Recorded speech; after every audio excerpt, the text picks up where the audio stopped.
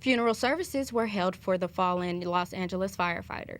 Glenn Allen was injured when ceiling collapsed on him during a house fire in Hollywood Hills. He died 2 days later in Cedars-Sinai Medical Center. His daughter gave birth the day after he died. The House of Representatives has voted to stop funding for the nation's largest provider of abortions. An amendment approved by the Republican-led House prohibits federal funding for Planned Parenthood.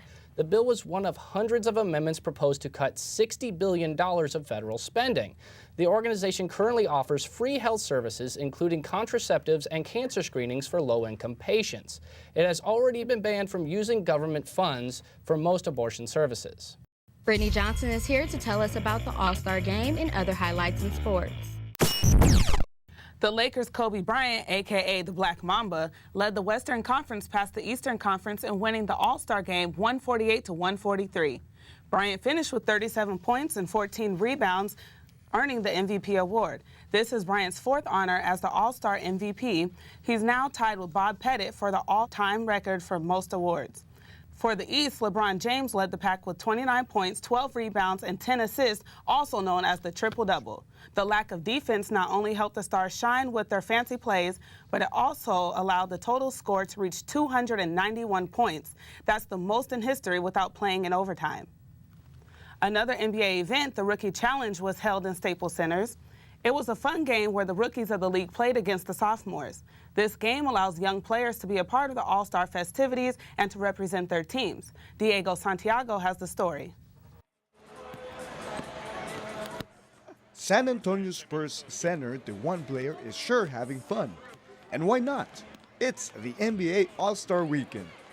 Players like Stephen Curry, Brandon Jennings, Tyreek Evans, and James Harden all have the honor of playing in this year's Rookie Challenge.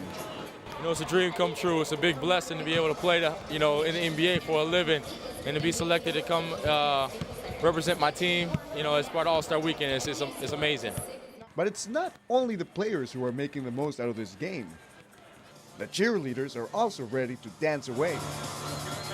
Even the mascots are anxious to entertain the crowd.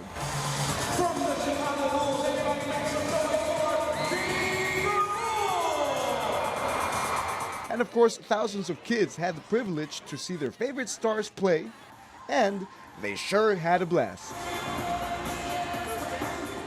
Well, the rookies did not play like rookies and actually beat like sophomores by a score of 148-140. But the final score is not what matters in this game. What matters is all this, the reaction, the entertainment, what the fans, especially the young children, are getting.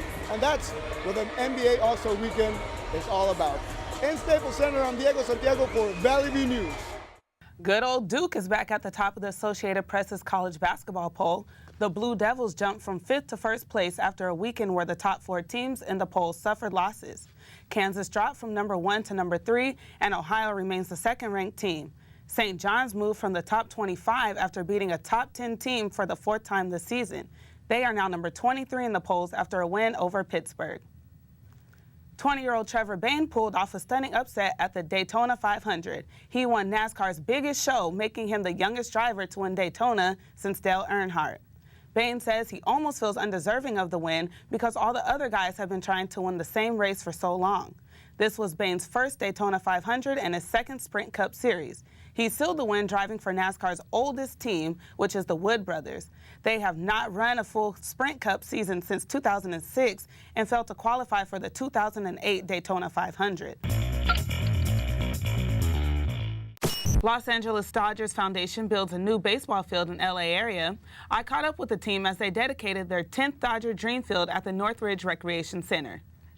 As the players arrive to their last destination on the Dodgers Caravan Tour, they are greeted by some of their biggest fans. The Dodgers Dream Foundation has teamed up with LA 84 Foundation in order to build a dream field at the Northridge Recreation Center. The event kicked off with one of the kids leading everyone in the Pledge of Allegiance. Of the United States of America. Dodger broadcaster Charlie Steiner introduced all of the players, with the fan favorites being Tony Gwynn Jr., Rafael Furcal, and of course Matt Kemp. They lined up to receive their hats and wristbands. They were off to work in their different groups. They learned how to stretch before the big game, got some new batting tips from Matt Kemp. Man, good job, man. Let's get another one. Learned how to strike someone out, run bases with Sweet Lou and Rafael Furcal, and even received some words of wisdom from Dan Newcomb. First of all, don't drink alcohol and don't smoke cigarettes. And surely don't do drugs. That's illegal for sure. Outfielder Matt Kemp says it's very important for him to be here because when he was growing up, he did not get this experience. You know, getting to learn from big league players and them talking to me and telling me what it is I need to do to be successful. So for me to give back is very important. As the events wrapped up for the day, a group picture was taken with the players, staff, and kids to remember such a great day. In Northridge, I'm Brittany Johnson, Valley View News. The Cal State Northridge Ice Hockey Club? That's right, you heard correctly. The university has an experienced hockey coach, a rink in Van Nuys to practice in, and some talented players. Valley View's reporter Jenna Contreras takes a look at one of the most talented players, Anthony Kendrina. In Southern California, ice hockey is not the most popular sport. But for CSUN's ice hockey forward Anthony Kendrina, hockey is life. Whenever it wasn't hockey season, I always wanted it to be hockey season. Anthony began his hockey career on travel teams and played on a junior hockey team called the Valencia Flyers. In a sport where body checking and even fighting is part of the game, Anthony has had his fair share of injuries on the ice. Currently, Anthony is playing for CSUN in Division III Pacific Coast Hockey Association and is an assistant captain for the Matadors. The CSUN hockey team is considered a club on campus and is not recognized as an NCAA sport. Being a club team has many differences than being an NCAA team, particularly the team's budget. Each player actually has to pay $2,200 for the whole season, and then we also have to pay for our flights. So if we go to nationals, that's a separate charge. We went to Michigan, it was a separate charge. Since joining the team in 2009, Anthony has used his best weapon, his speed, to make a name for himself. Last year I averaged about 3 or 4 points a game. The goal and an assist are worth the same. This year I have a goal in each game. Anthony is a very accomplished hockey player with numerous trophies and awards. But his biggest achievement happened during his first year on the Matadors team.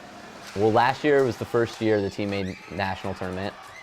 I mean, for a team to make nationals, only 16 teams out of 137, I think, make the tournament, and we finished 11th. So, first time in school history, and it was a pretty good turnout. Anthony may be playing at a small rink like this one, but he has future dreams of playing overseas. As more people play, Anthony believes people will discover an element that hockey has that no other sport does. There's 6 guys on the ice at each time for your team, and you really have to be a family with those guys. I mean, arguments, everything's left once you get on the ice. Everyone's out there supporting one another, and that's the best way a team succeeds. In Northridge, I'm Jenna Contreras for Valley View. Coming up after the break, we'll tell you who won at the box office, and Valley View News reporter Cody Colegrove reports on brave people learning the art of hang gliding.